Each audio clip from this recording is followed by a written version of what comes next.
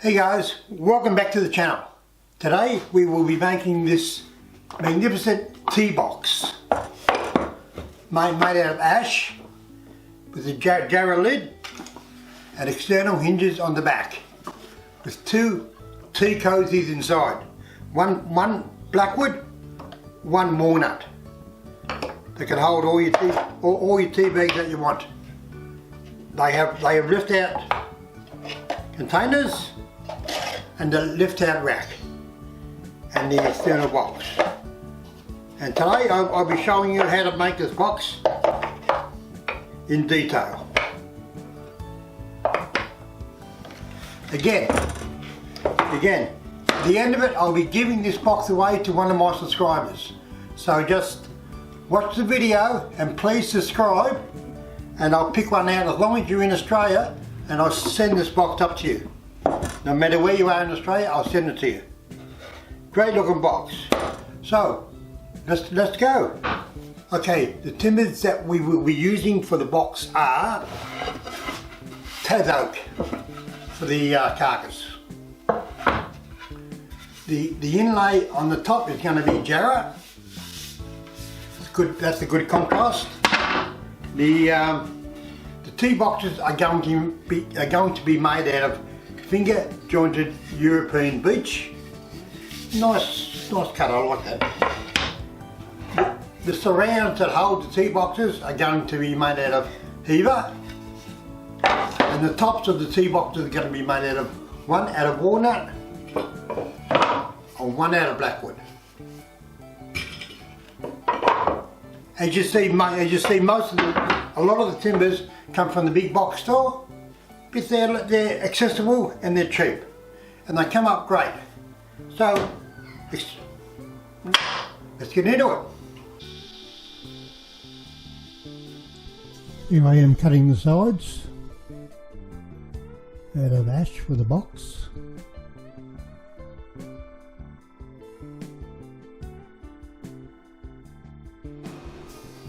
And planing them down to about 14 mil, and that's the top going through, and to get planed down to about 8 mil.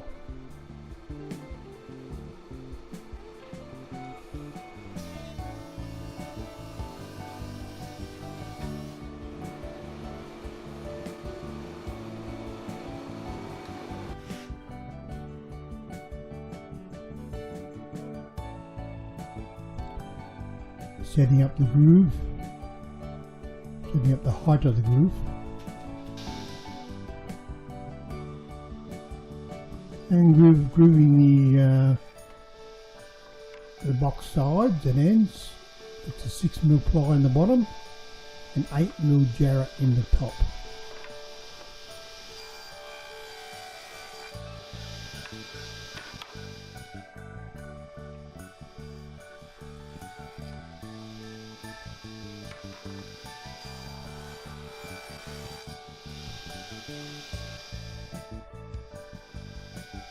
And make sure the jarrah. Okay guys, I've finished planing the ends down and the jarrah top, and I've put the groove in for the top and the bottom. You see that the bottom's out of 6 mil plywood. I've made the jarrah top about 8 mil. You can leave it wider, but it makes the lid too heavy. So plane it down to about 8 mil. I could have planed it down 6 mil, same as the bottom, but I just wanted to show you that it can be a different size. And when you are putting it together, you've got to make sure that you line up the right groove to the right groove. You don't want the top lining up to the bottom after you've mitered it, then nothing's going to work. So just something to think about. I marked the bottom before I grooved it on each piece, so I can just keep an eye on that, make sure all the bottoms line up. Okay, you might have noticed I got a new plaid shirt. I noticed in my last video that I was a bit messy, but I'm a pretty messy woodworker. So, brought some new clothes. What do you think? Cool? Debonair? Don't think so. Anyway. Okay, cutting the sides and the end for the box. I get one side and one end out of each piece.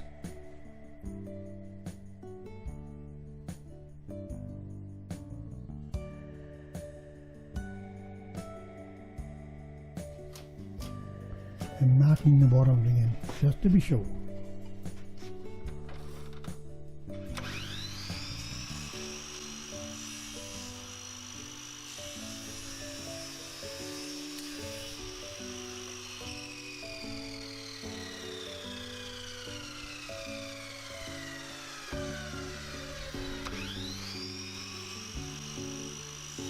And monitoring the ends, as you see yourself, is at its limits.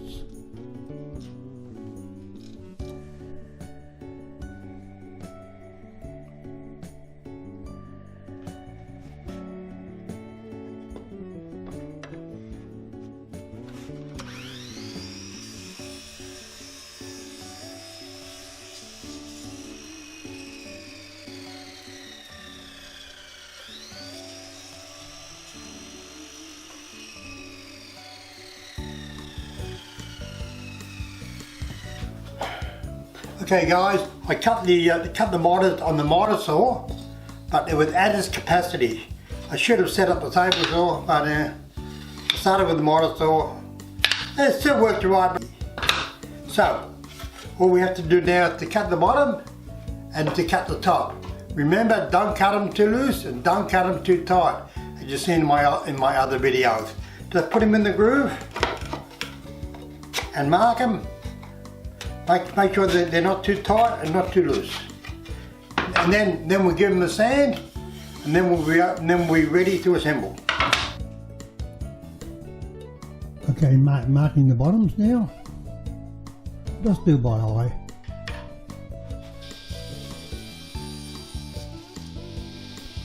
The bottom and the top are exactly the same size, except different thicknesses.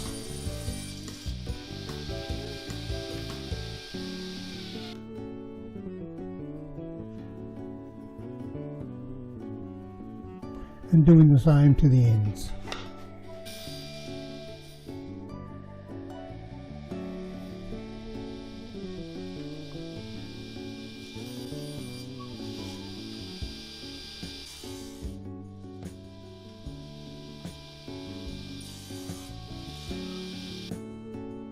Okay, good sand now on both sides of the top and the insides of the box.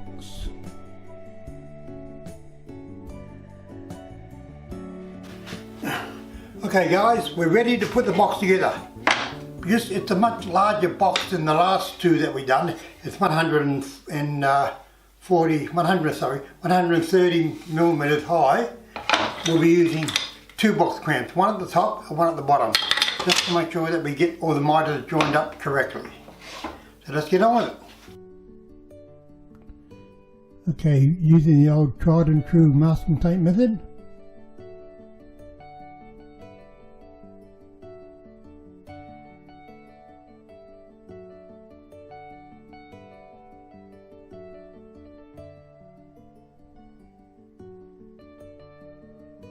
I'm putting two bits of tape on, but the box is so wide.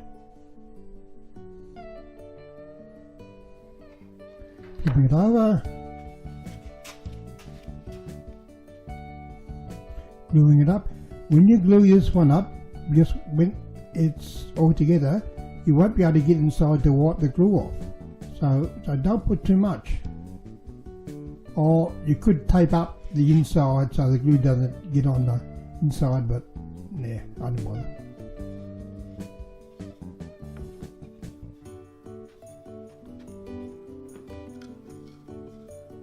You're fitting the top and the bottom.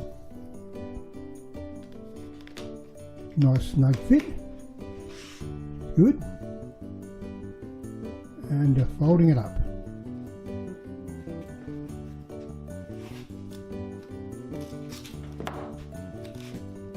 Couple of bits of tape, pull them over, and the box clamps. Yeah, the bottom box clamp I should have made it a bit more level, but I didn't see it. Now we'll still come up with it. Checking for square. Okay guys, another day. This is the box and the clamps. Let's take it out and see what we've got.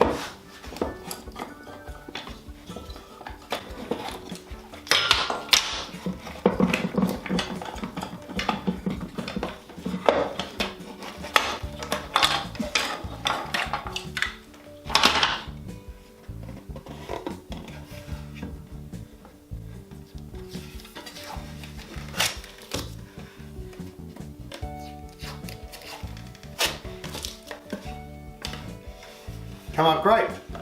Come up really nice. Really nice. So now we've got a box, we've got a bottom. You see the bottom marked all the way around the bottom, so I've kept the bottoms all together. And the top with the jarrah inlay. I will be cutting the top down 40mm. But I'll put the splines in. 2 splines in the bottom and 1 spline in the top. Okay, cutting the splines. When you cut the splines, always lift the box off before you pull it back. If you don't, you'll recut the groove and it might not be exactly in the same place. So just go through once and lift it off.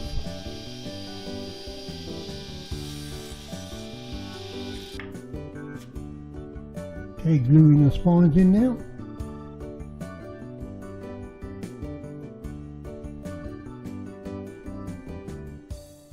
Again, when you cut the splines, again, don't make them too tight or too narrow. But yeah, that all comes with experience. You'll learn that. Not that hard. And they just fit in there snugly. Okay guys, while we're waiting for the spline to dry in the box that we just made, I'll tell you a woodworking story. In my apprenticeship, back in about 1966, I was an apprentice to a firm that made furniture, fairly high class furniture. We had a machine shop on the bottom floor and a cabinet making shop on the top floor. Now this firm had been around for years before the Second World War. They used to fit out the furniture for the ships in the Second World War. I remember that because they still had patterns in the shed for some of the furniture. And I was helping the head shaper operator. The head shaper operator was name was Duncan. He only had 3 fingers in one hand and 4 in the other hand. So he's had a few accidents over the time. He was nearing retirement, and they had 2 shapers there. He operated the main one, but the secondary shaper, they had a new shaper hand in. And this guy was cocky. He knew everything. He was God's gift to woodwork. His safety wasn't what it is now. The shaper cutters had no pins. They were just held in by friction. And they were dangerous. And being an old shop, they didn't use that many guards. They used a few, but not that many. Anyway, this cocky guy put the shaper cutters in the shaper that he was using, started it up, and I was helping Duncan on the other shaper, and you could tell that the noise wasn't quite right. Duncan looked over and he put a bit of timber into it, and the cutters let go. One cutter just fell down into the shaper.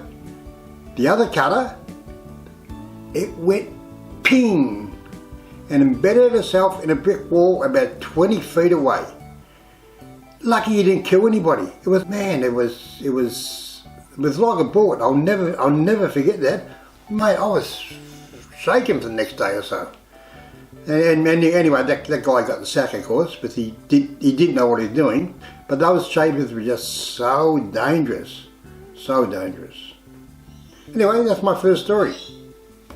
And I'll be telling you a story just about every video, just to pass the time while we have a cup of tea. Okay, planing down the internal tee boxes now, down to about 9mm. By the way, nice shirt.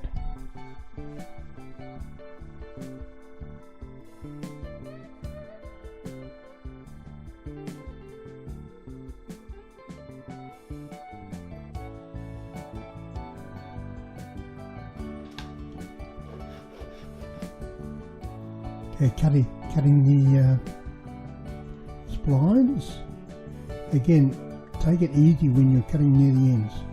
Just let the saw do the work.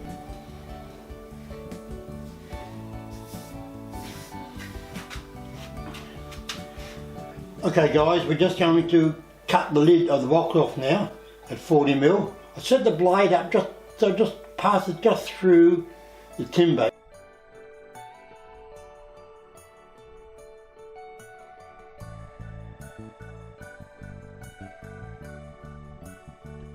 Okay, cutting the top off now.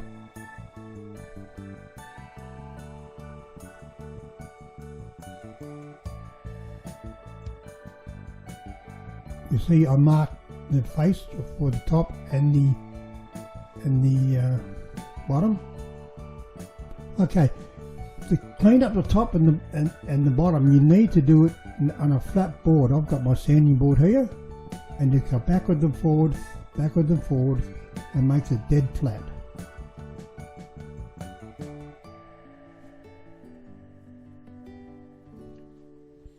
There you go, looking good. Okay, grooving for the 3mm bottoms in the T-boxes.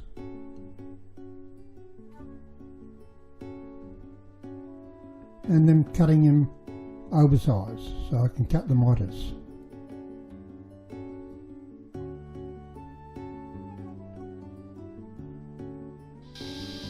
I used the miter gauge on the back of the saw this time. I could have used a drop saw, but I could have tilted the blade, but this one worked quite well too.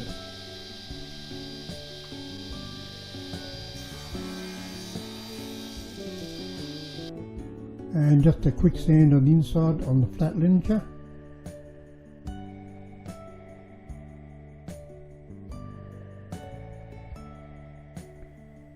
And again with the old masking tape method, but this time we don't cramp, we just use masking tape because they're only small boxes.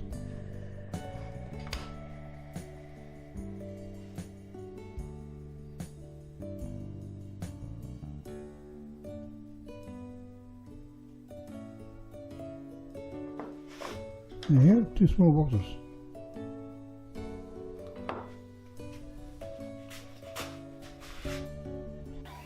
Hey guys, the box is coming out quite well. The inside box is finished, as is the lid. The 2 T boxes are done with the bottom in there. As you see, I just taped them together. You don't need to cramp these, but they're only small boxes. Just tape them together. I've made the racks where the T boxes sit into, and I'm going to be putting them together with the pin gun. So this time I will show you how to put them together with the pin gun. Okay. Okay, here's the pin gun. I've already put the first pin in. But you see, they just go in so easy. They don't jump, they're great pins. You can hardly see them too. Make sure it fits in the box.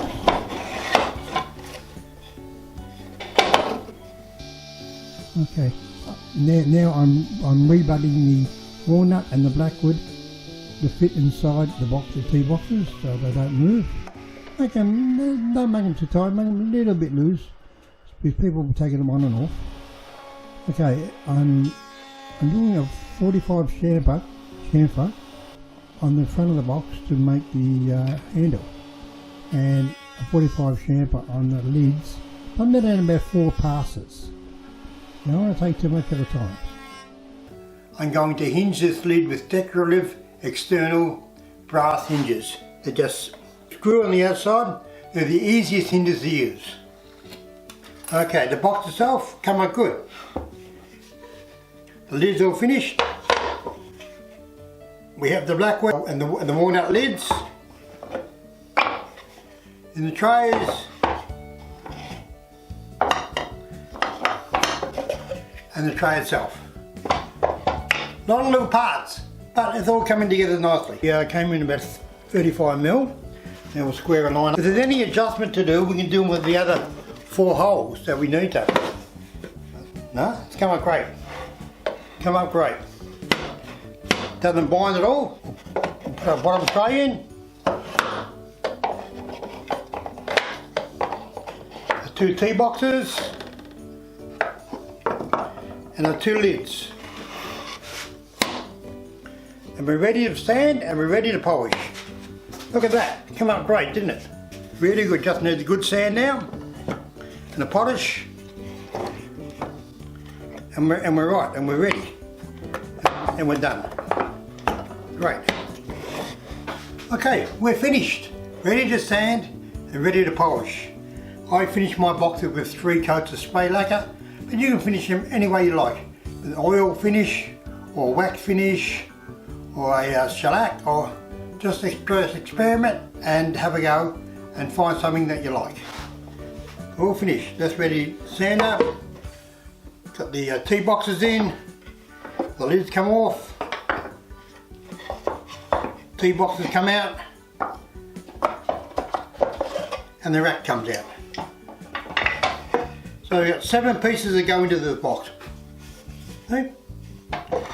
Nice looking box though, isn't it? Okay, I'll see you after I sand it. Okay, there it is, all finished, all sprayed up, 3 coats of spray lacquer. Doesn't that just pop? The walnut and the blackwood really set it off.